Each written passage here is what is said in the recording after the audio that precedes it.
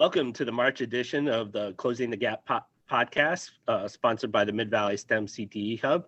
I'm super excited today to talk with Barbara Hanley. She's our featured role model for the month of March. Welcome, Barbara. Thank you, Chris. It's great to be here.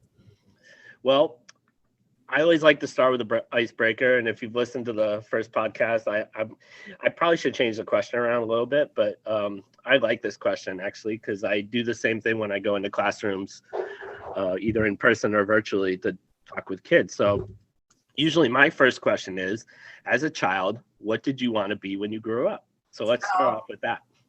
Yeah, that's a great question. I wanted to be an astronaut.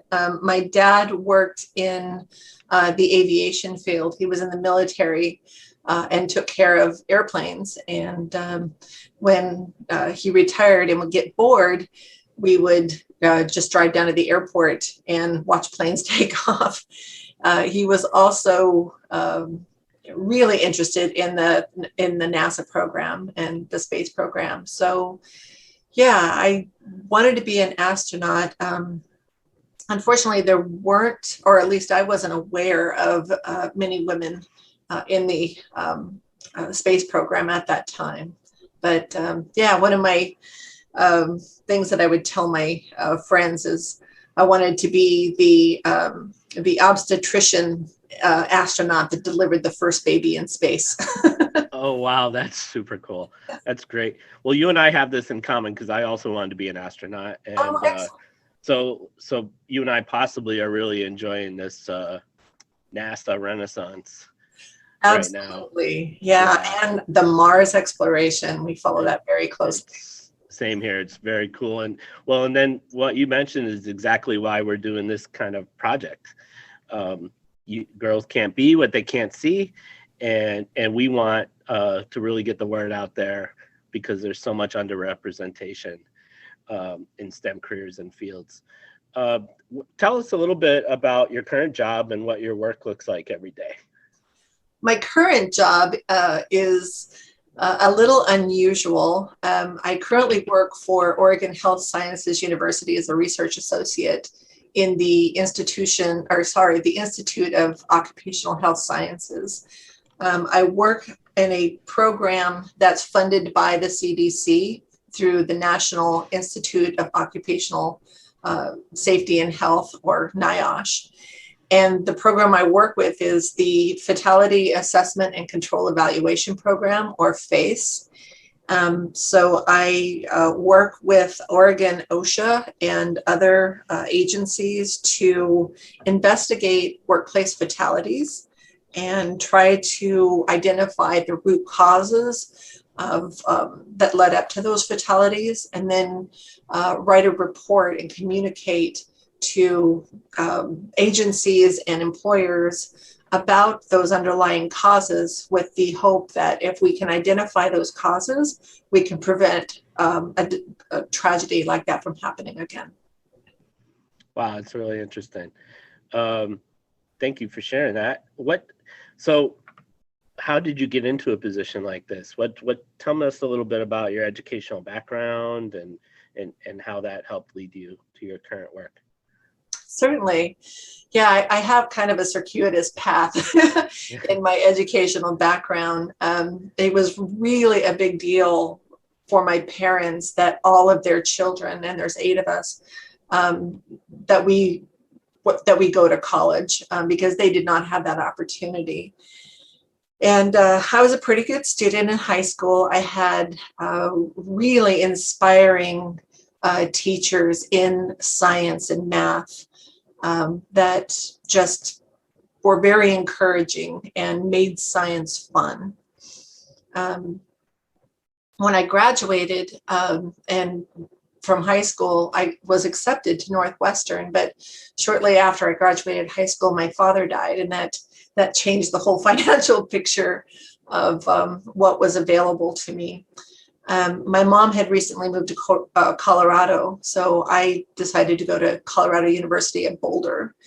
And I had enrolled in pre-med courses and sciencey courses, but I had to quit for financial reasons. And in that time, I also got married and had a baby. And I went back a few years later and had saved some money for college and pursued a science education degree. I decided I wanted to be a science teacher instead. And I got to teach middle school science and math in a class where some of the other teachers had told me that this was a really kind of a rough class to teach because these were like 11, 12, 13-year-old kids that didn't really, weren't really interested in science and math. But I loved it. I would stay up late designing experiments that I thought would capture the kids' attention and then intrigue them enough to get them interested in the underlying scientific principles behind those experiments. So we would make rockets and launch rockets out in the quad at the school. We experimented with the explosions. The boys in the class loved the explosions. And so that was really fun for me. And I decided I wanted to keep doing that, but I needed to find more income. So I was looking for a part-time job, and HP, Hewlett Packard, was recruiting at my school. And they hired me, and I thought, well, I'll work with them for a few years to get out of debt and save some money for grad school. The pay was quite good, and it was really interesting work. And I ended up getting job transferred to Oregon and finally completed my undergraduate degree in general science, focusing on environmental chemistry, which is an interdisciplinary program of chemistry, toxicology, and environmental science. And I had begun a graduate degree program when I was job transferred to Ireland. When I returned from Ireland, I had a health crisis. I was diagnosed with breast cancer. And I decided that working for a large corporation and making a rich company richer wasn't exactly what I wanted to do with the rest of my life. So that's when I had many discussions with my family, and I decided that I wanted to be a teacher again, because that's when I felt the most fulfilled.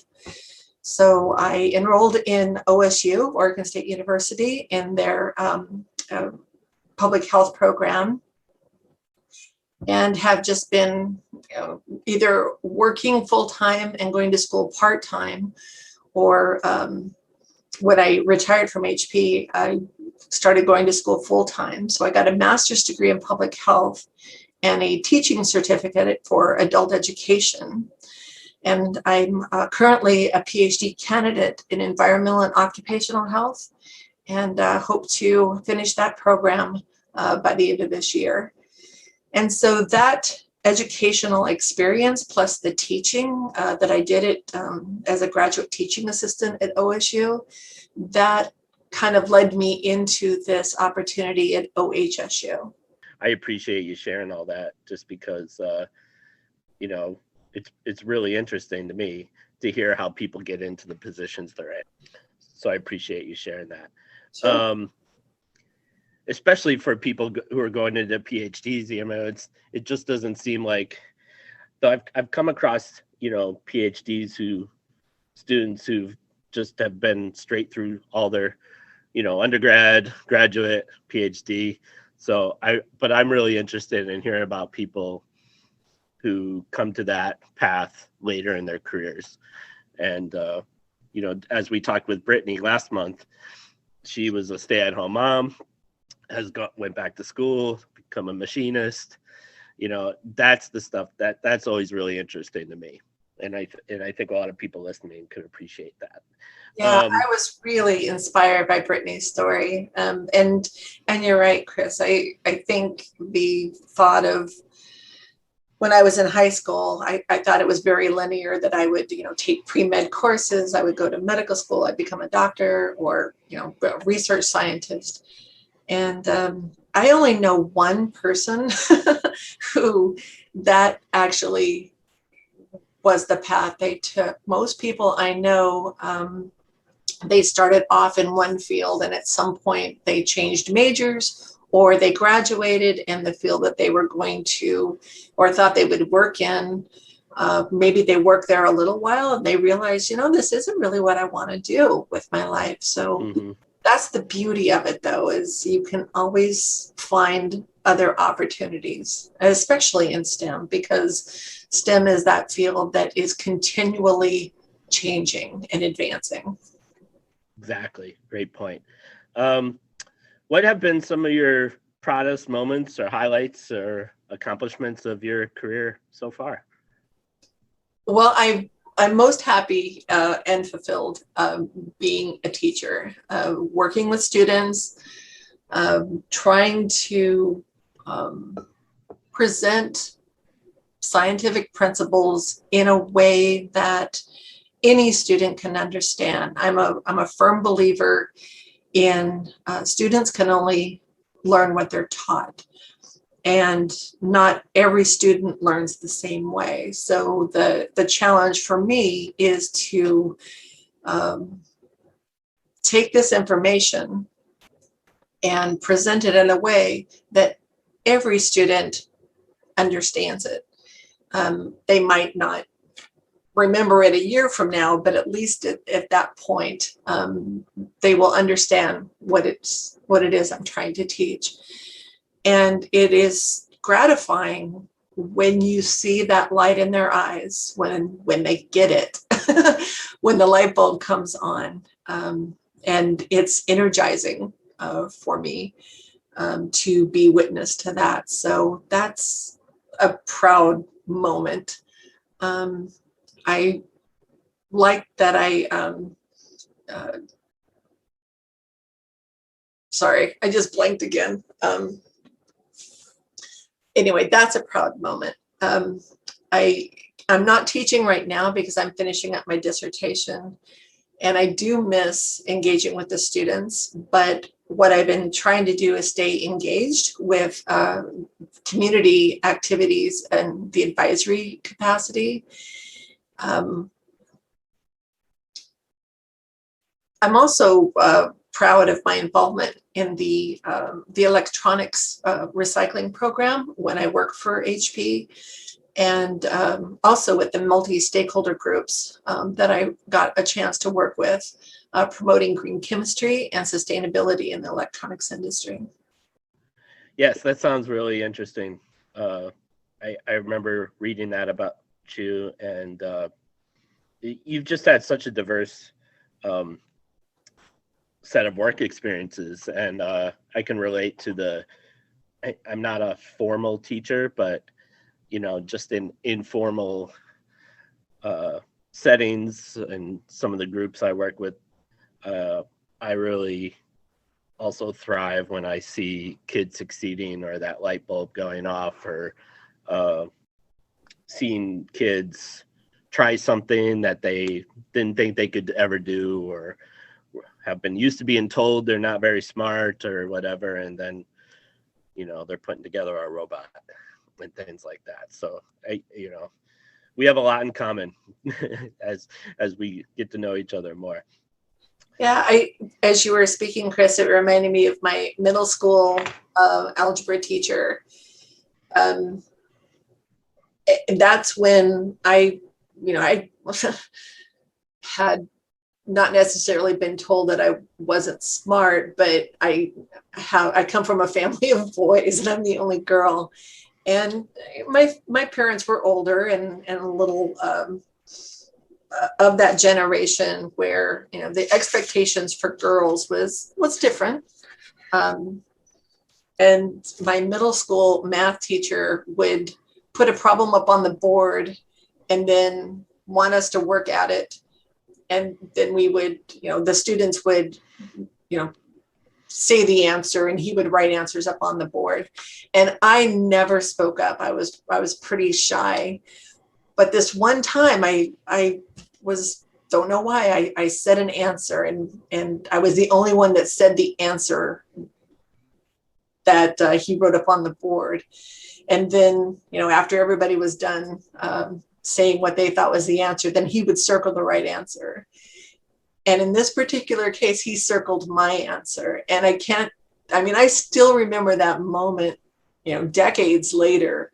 That's when, for me, I realized I can do this. I can do math. Yeah.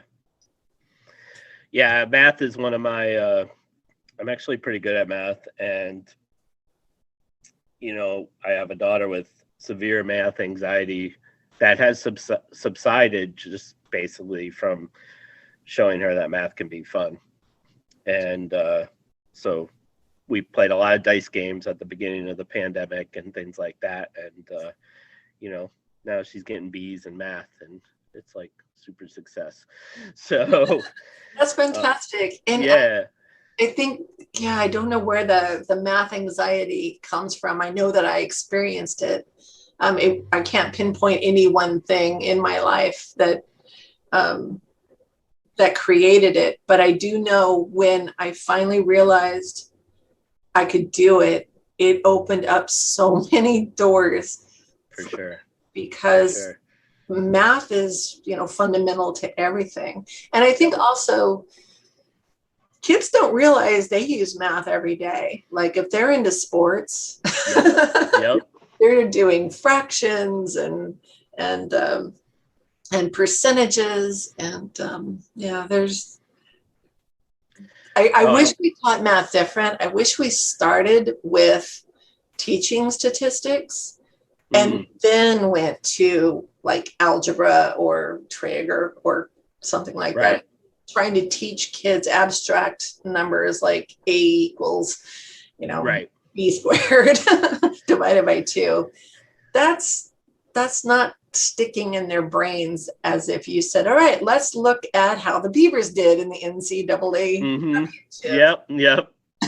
Yep. Go Beavs. Or asking them, so when they got kicked out of their hotel at 1:30 in the morning, that was how many hours and minutes after the game? All right.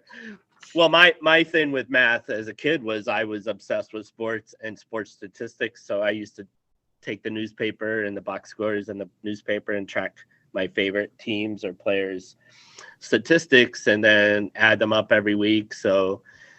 And then I did it, adding them up every month. And then I was but that was I became so good at math and doing math in my head and doing division in my head and learning about averages and learning how to figure out batting average and things like that. Anyway, sports are it's that whole real world math application. I feel like we could do a whole podcast on that there's some great folks that I've come across on Twitter who are doing amazing stuff with math and we're going to be doing some stuff with the hub.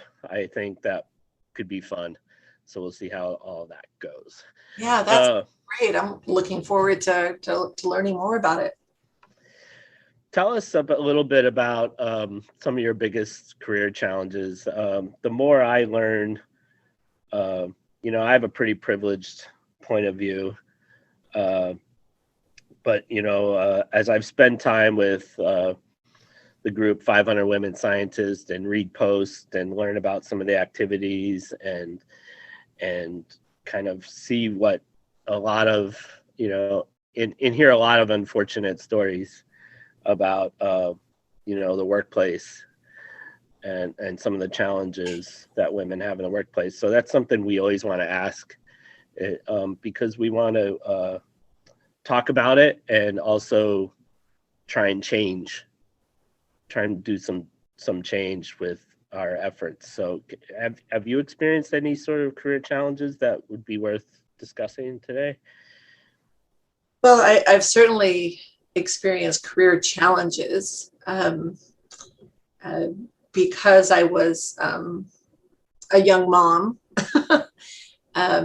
I had to work, and some of the jobs that were available to me were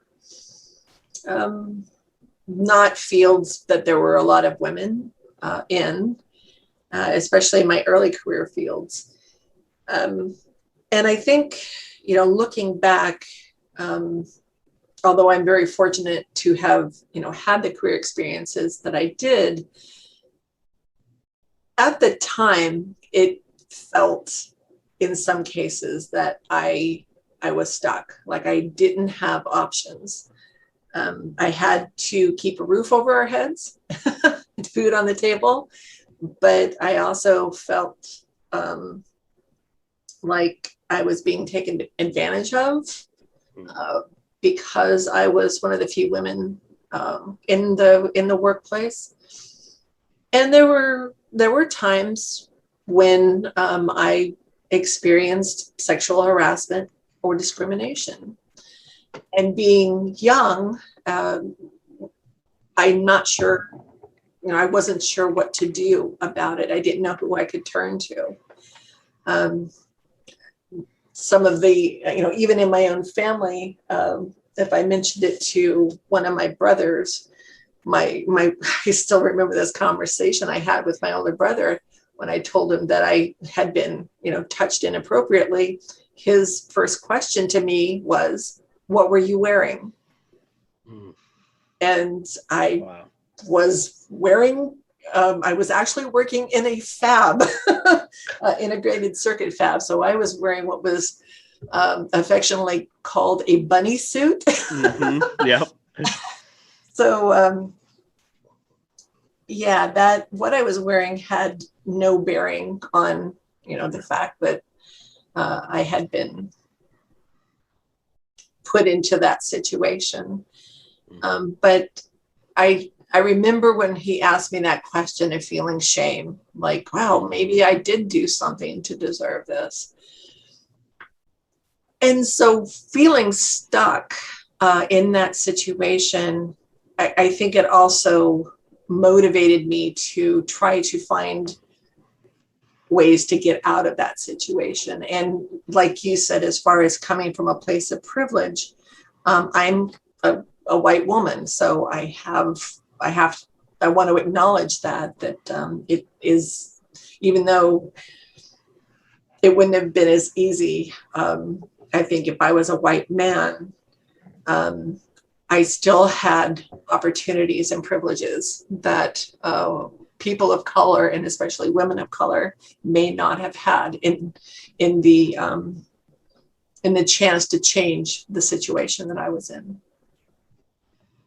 Thank you, Barbara, for sharing that. We want to be able to continue to make strides and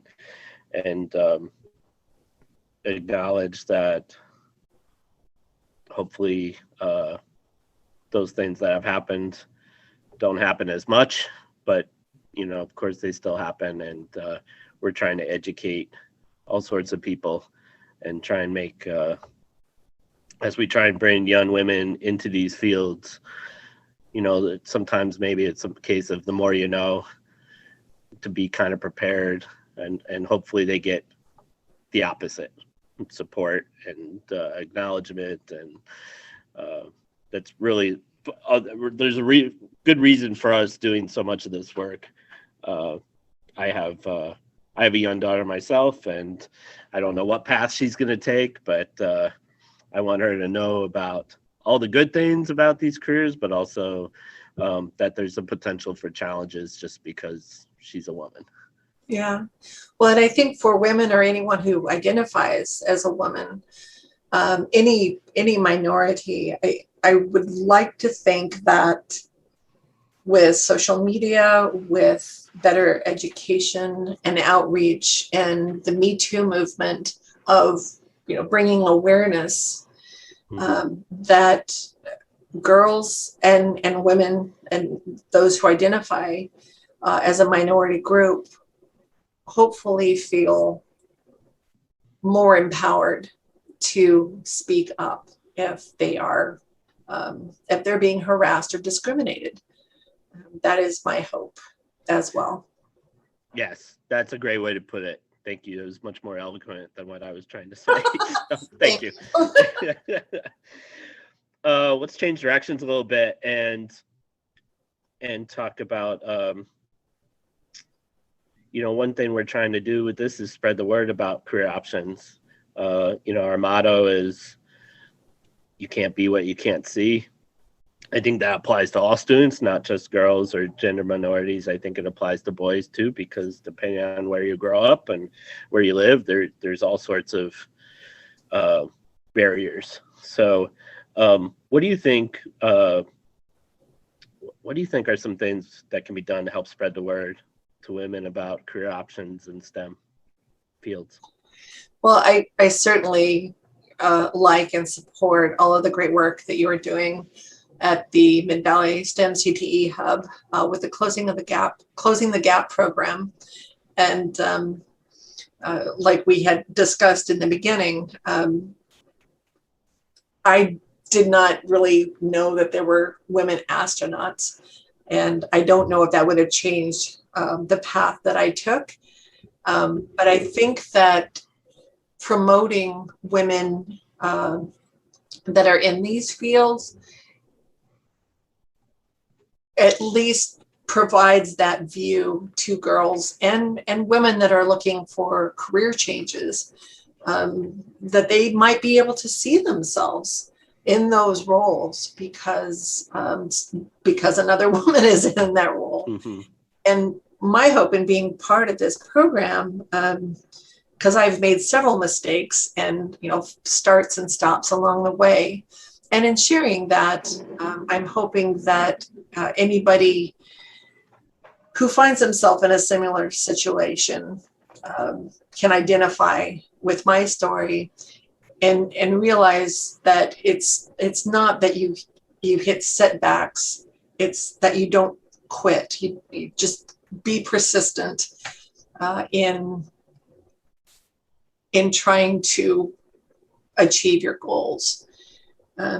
And my goal right now is, finish my PhD and then work as a teacher with undergraduate students and teaching public health courses and doing public health research and engaging with communities to promote public health.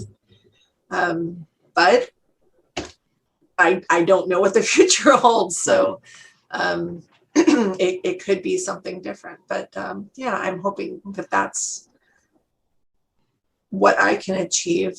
And as far as the